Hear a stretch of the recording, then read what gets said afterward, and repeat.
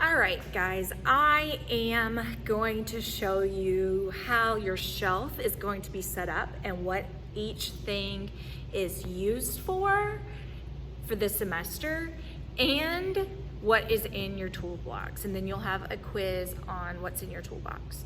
So let me flip you around.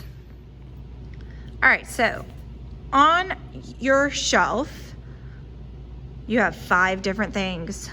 You have a big sponge, it's brand new. This is your cleaning sponge. You will take it with you wherever you need to clean in the classroom, whether it's cleaning your tools at the sink or cleaning off your pottery wheel. You use this. You are not sharing it with anybody in your class. That stays on your shelf. Your shelf can come out and be moved as needed. You can take it to your table, but your little slot will always stay the same. Right here you have a plastic bag that is folded up. It'll unfold easily, and that is used to cover any wet work so it does not dry too quickly. You also have some clay that you will be using for the beginning of the year. As you need more, I will give you more. This box is what you will be transporting your work to and from school to home with. Once we are at school full time, just kind of keep all your leather hard stuff in here that's waiting to be trimmed or connected, and it'll stay wet for a little bit longer than if it's just under plastic because it'll be airtight. And then we have our toolbox, and we're going to go through everything that's in your toolbox now. All right, so when you open up your toolbox, you'll have, is that upside down? I can't tell. You'll have a note that tells you that you are responsible for transporting these tools and materials to and from home during any type of hybrid school schedule. These materials are used for your assignments while working at home and school. You must have them at both places. You are responsible for returning all these tools or pay a $15 replacement fee. That is yours. That just tells you the obligation. Also, your Tupperware that goes back and forth with your projects, if you lose that or break that, that's an additional $3.88 because those are brand new just for this semester. So please take care of your stuff. Our first tool that I'm going to go over is a fettling knife. This is used to cut clay, just like any other knife. It's not very sharp because all it's doing is cutting clay. You'll have a ruler in here. Some are still in the plastic because I haven't taken them off. They're just used to measure and to make straight lines in your clay. You've got a little scrubby. This is when things are bone dry. You can kind of scrub it and clean it so we don't have all this nasty gunk all over your pieces. So you want to keep everything nice and clean before we put them in the kiln, because if you don't get all the nasty crusties off before the firing, they're there forever.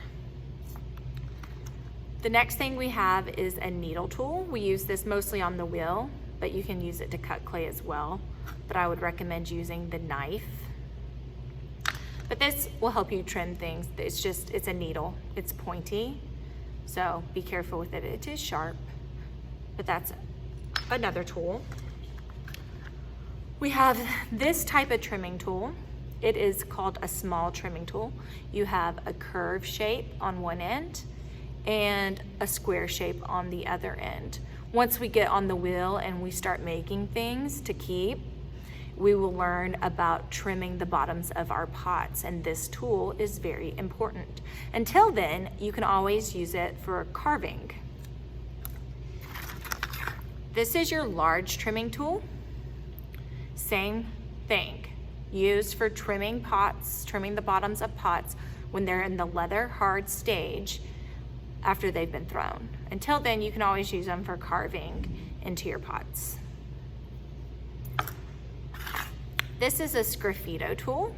It has 2 little loops on each end, which are great little carving tools that you can use. You can also use them to help you clean up pieces.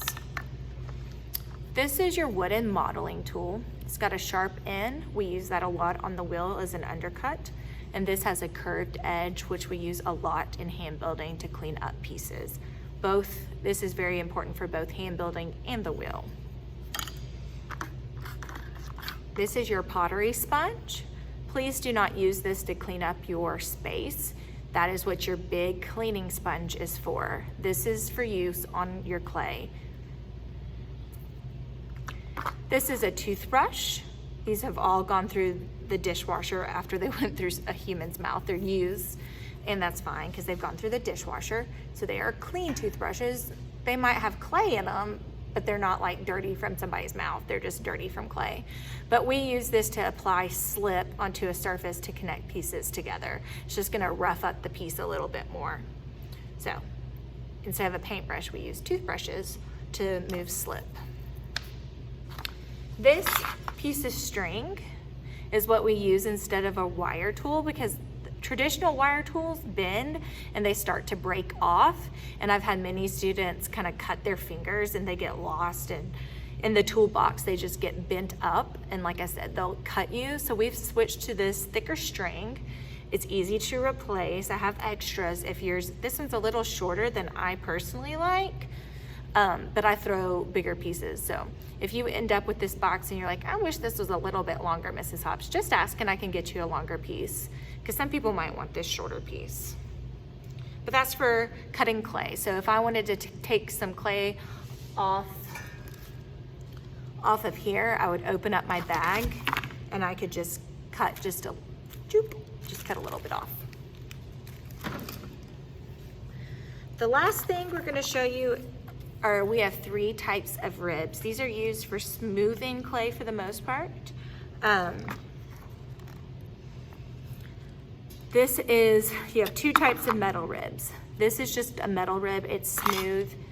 It really smooths out your clay. If you have a flat piece of clay, it's nice to go over this and smooth it out, any imperfections. You can also do the same on the sides of your pot when you're throwing.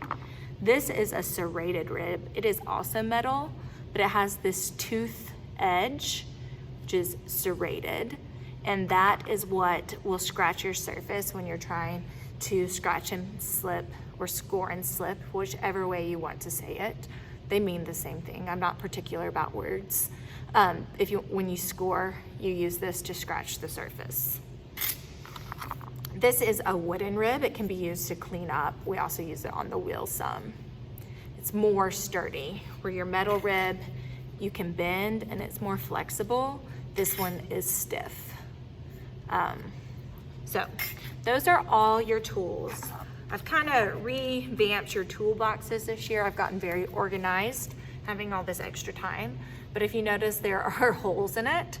Those are drainage and air holes, so that if these are dirty and messy and wet, that they should still have enough air to dry out so your tools do not rust. When school was called out at the end of last semester, not the end, but halfway through the semester, I came back and I had to throw away a lot of tools because they had just rusted, and it was no one's fault because they expected to be back on Monday. They didn't think their tools were gonna sit there. So that should help air them out. After you get your box, you don't need to put this piece of paper back in it. It is just there for you to know the obligations for that. So that is all I've got for you on what will be on your shelf when you come into the classroom, and what your tools look like. There is a quiz that you need to take along with this video, so I know you understand what's in your toolbox and some of the expectations that go along with your shelf and the tools.